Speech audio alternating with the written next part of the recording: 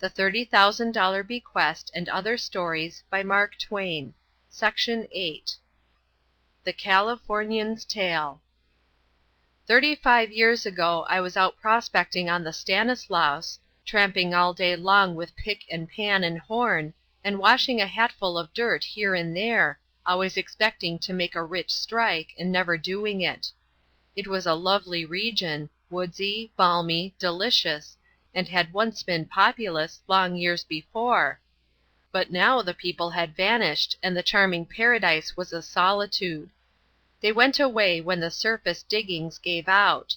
In one place, where a busy little city with banks and newspapers and fire companies and a mayor and aldermen had been, was nothing but a wide expanse of emerald turf, with not even the faintest sign that human life had ever been present there. This was down toward Tuttletown. In the country neighborhood thereabouts, along the dusty roads, one found at intervals the prettiest little cottage homes, snug and cozy, and so cobwebbed with vines, snowed thick with roses, that the doors and windows were wholly hidden from sight, sign that these were deserted homes, forsaken years ago by defeated and disappointed families who could neither sell them nor give them away.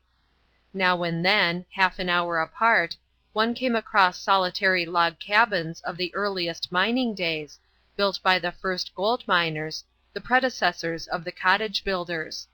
In some few cases these cabins were still occupied, and when this was so, you could depend upon it that the occupant was the very pioneer who had built the cabin. And you could depend on another thing, too, that he was there because he had once had his opportunity to go home to the States rich, and had not done it, had rather lost his wealth, and had then in his humiliation resolved to sever all communication with his home relatives and friends, and be to them thenceforth as one dead. Round about California in that day were scattered a host of these living dead men, pride-smitten poor fellows, grizzled and old at 40, whose secret thoughts were made all of regrets and longings, regrets for their wasted lives, and longings to be out of the struggle and done with it all. It was a lonesome land. Not a sound in all those peaceful expanses of grass and woods but the drowsy hum of insects. No glimpse of man or beast. Nothing to keep up your spirits and make you glad to be alive. And so, at last, in the early part of the afternoon, when I caught sight of a human creature, I felt a most grateful uplift. This person was a man about 45 years old, and he was standing at the gate of one of those cozy little rose-clad cottages of the sort already referred to. However, this one hadn't a deserted look. It had the look of being lived in and petted and cared for and looked after, and so had its front yard, which was a garden of flowers, abundant, gay, and flourishing. I was invited in, of course, and required to make myself at home. It was the custom of the country. It was delightful to be in such a place, after long weeks of daily and nightly familiarity with miners' cabins, with all which this implies of dirt floor, never-made beds, tin plates and cups, bacon and beans and black coffee, and nothing of ornament but war pictures from the Eastern illustrated papers tacked to the log walls. That was all hard, cheerless, materialistic desolation, but here was a nest which had aspects to rest the tired eye and refresh that something in one's nature which, after long fasting, recognizes, when confronted by the belongings of art, however cheap and modest they may be, that it has unconsciously been famishing and now has found nourishment. I could not have believed that a rag carpet could feast me so, and so content me, or that there could be such solace to the soul in wallpaper and framed lithographs, and bright-colored tidies and lamp mats, and Windsor chairs, and varnished what-nots, with sea-shells and books and china vases on them, and the score of little unclassifiable tricks and touches that a woman's hand distributes about a home, which one sees without knowing he sees them, yet would miss in a moment if they were taken away. The delight that was in my heart showed in my face, and the man saw it and was pleased, saw it so plainly that he answered it as if it had been spoken. "All her work," he said caressingly. "She did it all herself, every bit." And he took the room in with a glance which was full of affectionate worship. One of those soft Japanese fabrics with which women drape with careful negligence the upper part of a picture frame was out of adjustment. He noticed it, and rearranged it with cautious pains, stepping back several times to gauge the effect before he got it to suit him. Then he gave it a light finishing pat or two with his hand, and said, "She always does that. You can't tell just what it lacks, but it does lack something until you've done that. You can see it yourself after it's done, but that is all you know. You can't find out the law of it. It's like the finishing pats a mother gives a child's hair after she's got it combed and brushed, I reckon. I've seen her fix all these things so much that I can do them all just her way, though I don't know the law of any of them. But she knows the law. She knows the why and the how both. But I don't know the why, I only know the how." He took me into a bedroom so that I might wash my hands. Such a bedroom as I had not seen for years. White counterpane, white pillows, carpeted floor, papered walls, pictures, dressing table, with mirror and pincushion and dainty toilet things, and in the corner a washstand, with real chinaware bowl and pitcher, and with soap in a china dish, and on a rack more than a dozen towels, towels too clean and white for one out of practice to use without some vague sense of profanation. So my face spoke again, and he answered with gratified words. "All her work. She did it all herself, every bit. Nothing here that hasn't felt the touch of her hand. Now you would think—but I mustn't talk so much." By this time I was wiping my hands and glancing from detail to detail of the room's belongings, as one is apt to do when he is in a new place, where everything he sees is a comfort to his eye and his spirit. And I became conscious, in one of those unaccountable ways, you know, that there was something there, somewhere, that the man wanted me to discover for myself. I knew it perfectly, and I knew he was trying to help me by furtive indications with his eye, so I tried hard to get on the right track, being eager to gratify him. I failed several times, as I could see out of the corner of my eye without being told. But at last I knew I must be looking straight at the thing. I knew it from the pleasure issuing in invisible waves from him. He broke into a happy laugh, and rubbed his hands together, and cried out, "That's it! You've found it! I knew you would! It's her picture!" I went to the little black walnut bracket on the farther wall, and did find there what I had not yet noticed, a daguerreotype case. It contained the sweetest girlish face, and the most beautiful, it seemed to me, that I had ever seen. The man drank the admiration from my face, and was fully satisfied. "19 her last birthday," he said, as he put the picture back, "and that was the day we were married. When you see her—ah, just wait till you see her." "Where is she? When will she be in?"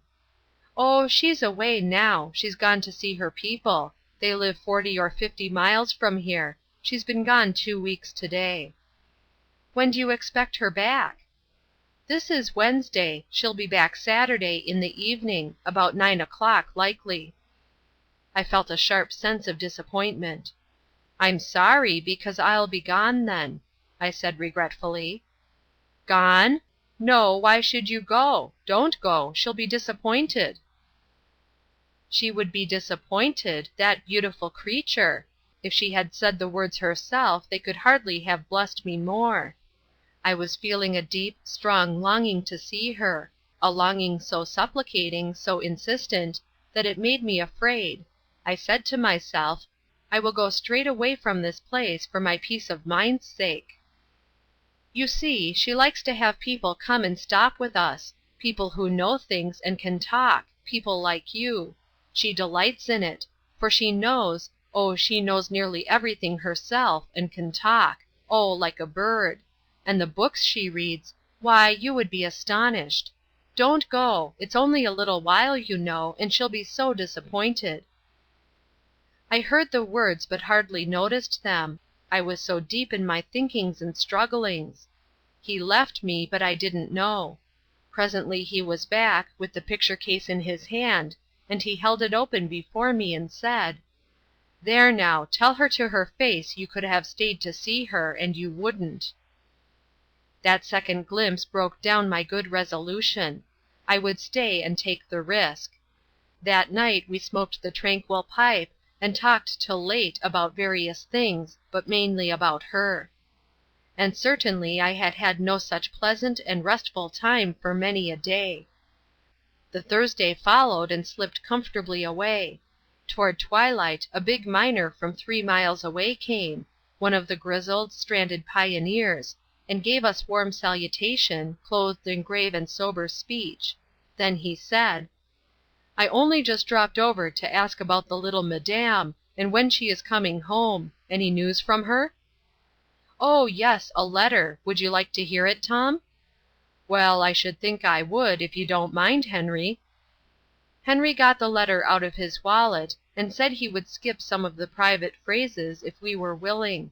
Then he went on and read the bulk of it, a loving, sedate, and altogether charming and gracious piece of handiwork, with a postscript full of affectionate regards and messages to Tom and Joe and Charlie, and other close friends and neighbors. As the reader finished he glanced at Tom and cried out, "Oh, you're at it again! Take your hands away, and let me see your eyes. You always do that when I read a letter from her. I will write and tell her." "Oh, no, you mustn't, Henry. I'm getting old, you know, and any little disappointment makes me want to cry. I thought she'd be here herself, and now you've got only a letter." "Well, now, what put that in your head? I thought everybody knew she wasn't coming till Saturday." "Saturday? Why, come to think, I did know it. I wonder what's the matter with me lately. Certainly I knew it. Ain't we all getting ready for her? Well, I must be going now, but I'll be on hand when she comes, old man." Late Friday afternoon another gray veteran tramped over from his cabin a mile or so away, and said the boys wanted to have a little gaiety and a good time Saturday night, if Henry thought she wouldn't be too tired after her journey to be kept up. Tired? She tired! Oh, hear the man! Joe, you know she'd sit up 6 weeks to please any of you. When Joe heard that there was a letter, he asked to have it read, and the loving messages in it for him broke the old fellow all up. But when he said he was such an old wreck that would happen to him if she only just mentioned his name. "Lord, we miss her so," he said. Saturday afternoon I found I was taking out my watch pretty often. Henry noticed it and said, with a startled look, "You don't think she ought to be here soon, do you?" I felt caught and a little embarrassed, but I laughed and said it was a habit of mine when I was in a state of expectancy. But he didn't seem quite satisfied, and from that time on he began to show uneasiness. 4 times he walked me up the road to a point whence we could see a long distance, and there he would stand, shading his eyes with his hand, and looking. Several times he said, "I'm getting worried. I'm getting right down worried. I know she's not due till about 9 o'clock, and yet something seems to be trying to warn me that something's happened. You don't think anything has happened, do you?" I began to get pretty thoroughly ashamed of him for his childishness, and at last, when he repeated that imploring question still another time, I lost my patience for the moment and spoke pretty brutally to him. It seemed to shrivel him up and cow him. And he looked so wounded and so humble after that I detested myself for having done the cruel and unnecessary thing. And so I was glad when Charlie, another veteran, arrived toward the edge of the evening, and nestled up to Henry to hear the letter read, and talked over the preparations for the welcome. Charlie fetched out one hearty speech after another, and did his best to drive away his friend's bodings and apprehensions. "Anything happened to her? Henry, that's pure nonsense. There isn't anything going to happen to her. Just make your mind easy as to that. What did the letter say? Said she was well, didn't it? And said she'd be here by 9 o'clock, didn't it? Did you ever know her to fail of her word? Why, you know you never did. Well, then, don't you fret. She'll be here, and that's absolutely certain, and as sure as you are born. Come now, let's get to decorating. Not much time left." Pretty soon Tom and Joe arrived, and then all hands set about adorning the house with flowers. Toward 9 the 3 miners said that as they had brought their instruments they might as well tune up, for the boys and girls would soon be arriving now, and hungry for a good old-fashioned breakdown. A fiddle, a banjo, and a clarinet, these were the instruments. The trio took their places side by side, and began to play some rattling dance music and beat time with their big boots. It was getting very close to 9. Henry was standing in the door with his eyes directed up the road, his body swaying to the torture of his mental distress. He had been made to drink his wife's health and safety several times, and now Tom shouted, "All hands stand by! One more drink and she's here!" Joe brought the glasses on a waiter and served the party. I reached for one of the 2 remaining glasses, but Joe growled under his breath, "Drop that! Take the other!" Which I did. Henry was served last. He had hardly swallowed his drink when the clock began to strike. He listened till it finished, his face growing pale and paler. Then he said, "Boys, I'm sick with fear. Help me, I want to lie down." They helped him to the sofa. He began to nestle and drowse, but presently spoke like one talking in his sleep, and said, "Did I hear horses' feet? Have they come?" One of the veterans answered, close to his ear, "It was Jimmy Parish come to say the party got delayed, but they're right up the road a piece, and coming along. Her horse is lame, but she'll be here in half an hour." Oh, I'm so thankful nothing has happened. He was asleep almost before the words were out of his mouth. In a moment those handy men had his clothes off, and had tucked him into his bed in the chamber where I had washed my hands. They closed the door and came back. Then they seemed preparing to leave, but I said, "Please don't go, gentlemen. She won't know me. I am a stranger." They glanced at each other. Then Joe said, "She? Poor thing, she's been dead 19 years." "Dead?" "That or worse. She went to see her folks half a year after she was married, and on her way back, on a Saturday evening, the Indians captured her within 5 miles of this place, and she's never been heard of since." "And he lost his mind in consequence?" "Never has been sane an hour since. But he only gets bad when that time of year comes round. Then we begin to drop in here, 3 days before she's due, to encourage him up, and ask if he's heard from her, and Saturday we all come and fix up the house with flowers, and get everything ready for a dance. We've done it every year for 19 years. The first Saturday there was 27 of us, without counting the girls.